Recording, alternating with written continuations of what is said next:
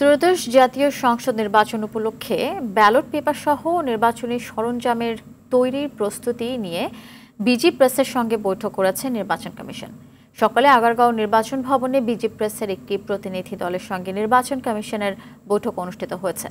সভা শেষে কমিশন সচিব আখতার আহমেদ সাংবাদিকদের বলেন, নির্বাচনের প্রস্তুতি চলমান রয়েছে।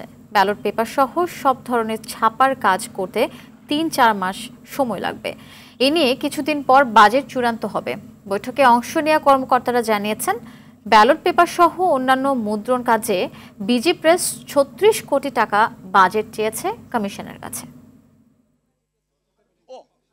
আসন্ন যে নির্বাচন, সেটা আমাদের কাগজের পরিমাণ কি পরিমাণ লাগে সে সম্পর্কে একটা ধারণা নেওয়া, আমাদের বাজেটের সংস্থানের ব্যাপারটা এটার সাথে।